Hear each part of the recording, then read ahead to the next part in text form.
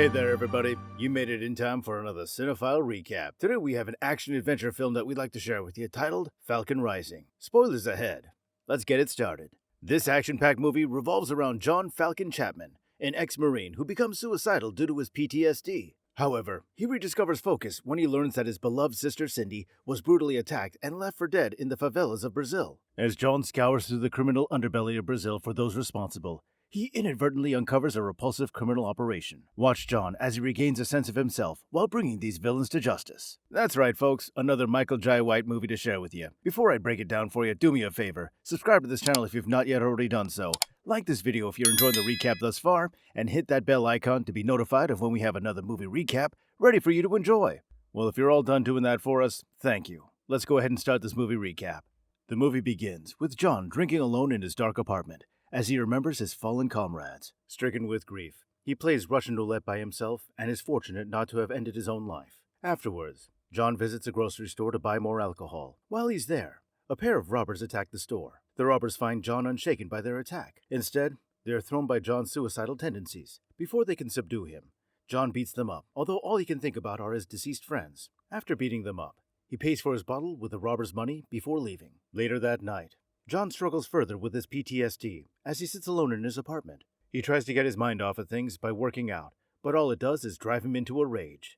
The next day, he's abruptly awoken by a pissed-off Cindy, who he forgot to pick up from the airport. After apologizing, they get some lunch together. Cindy tells him about the wedding she attended before visiting him. She complains about always being the bridesmaid and never the bride, but John, as any other brother would do, makes fun of her, because she already appears married to her journal. Regardless, Cindy changes the subject when she shares her concern about his mental health. She's disappointed to learn that he's replaced his medication with mints, but calms down somewhat when John complains that they make him groggy. He then changes the subject by pointing out the angel necklace that he got to watch over her while she's in the favelas in Brazil. In turn, he shares his concerns about her being in the dangerous slums. Cindy insists that she's doing fine in Brazil. Despite this, John isn't so convinced. The next day, John sleeps as Cindy bids him goodbye before leaving for Brazil. In the next scene, as beat cops Catarina da Silva and Souza make their rounds in the favela in Brazil in a bid to win the residents over, a little girl takes him to the waterfront, where they find Cindy, bloodied, battered, and unconscious on the rocks. As the cops call for the paramedics, a favela resident named Cuca watches from a distance. Afterwards, Manny Ridley, a diplomat of the U.S. consulate in Brazil, is surprised to receive a visit from detectives Tiago Santo and Carlo Bororo. He's alarmed when they report Cindy's case. Immediately, he contacts John, who heads straight to Brazil upon receiving the terrible news. Sometime later, Catarina and Souza visit the favela during the capoeira exhibition.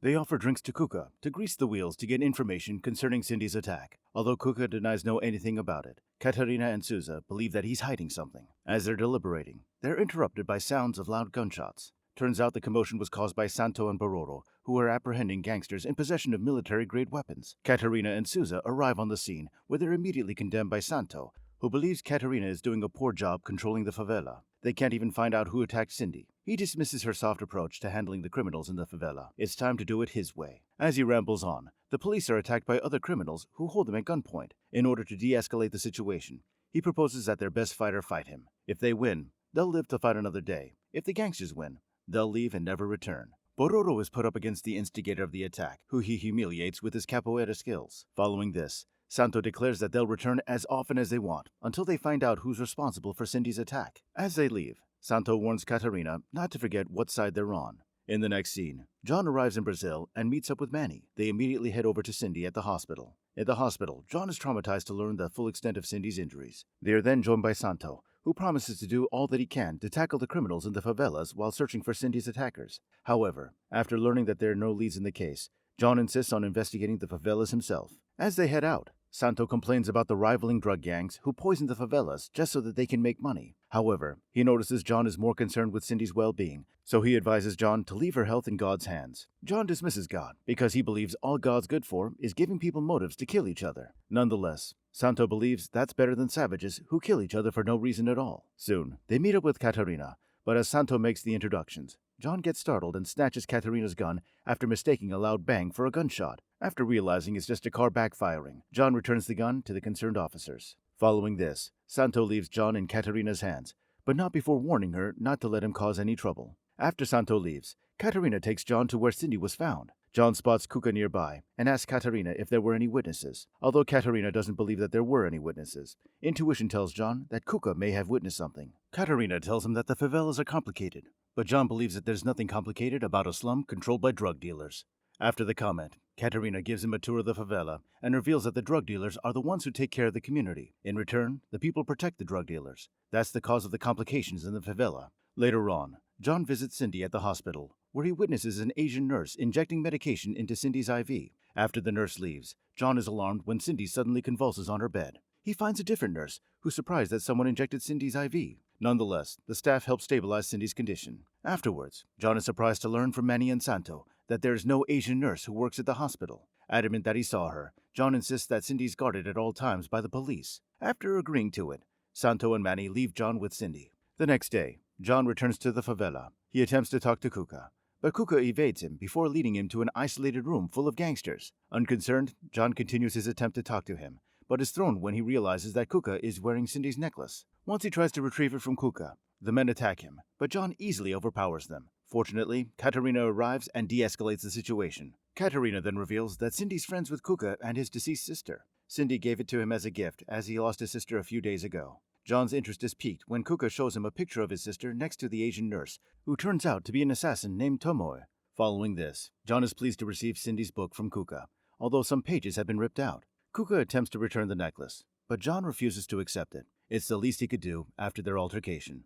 As John and Katerina leave, Katerina reveals that Kuka's sister is presumed dead because she went missing a few days back. Moreover, this isn't an isolated incident. There's been a string of favela kids reported missing over town. Puzzling, as they approach Katerina's car, John checks it out for car bombs. They're unaware that Tomo is watching them.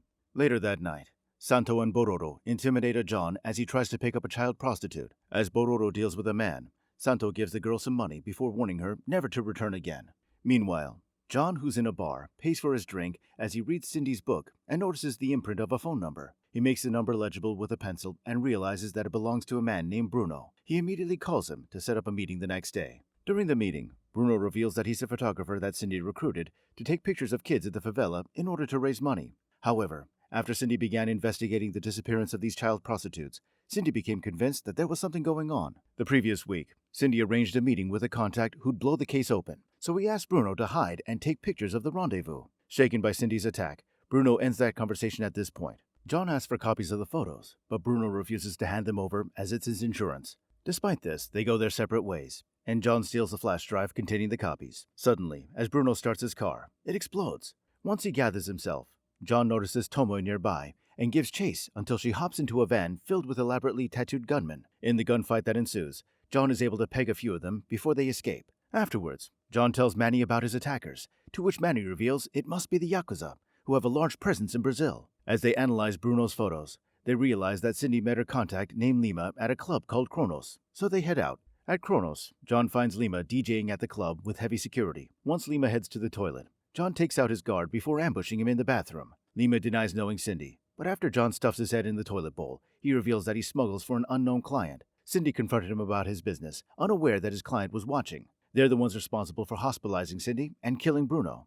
Following this, Lima tells John to head out of town to a yakuza brothel his client owns. John threatens to return and finish him off if he's lying before leaving with the contact suitcase. The next day, Santo gives a pep talk to his men before they raid the favela in search of those responsible for Cindy's attack and the disappearing girls. He encourages them to be ruthless in their raid before they head out. Meanwhile, as John and Manny head to Haciendo, they look through Lima's documents and realize that they're fake shipping manifests. What follows is a violent attack by the police of the favelas just as John and Manny arrive at the brothel. Although Manny selflessly volunteers to protect John from the prostitutes, John insists on going in alone. He's seated immediately, and the staff inform Tomoe about John. She in turn instructs her men to deal with him. John is taken to a balcony where he notices Kuka's sister being taken into a building. Although a guard tries to kill him, John easily disposes of him before tracking down Kuka's sister. However, he's unable to save her now because of the guards. Meanwhile, back at the favela, an officer comes across a group of men loading children into a van. After subduing them, he calls Santo and Bororo for backup. Once they arrive on the scene, they betray the officer by killing him.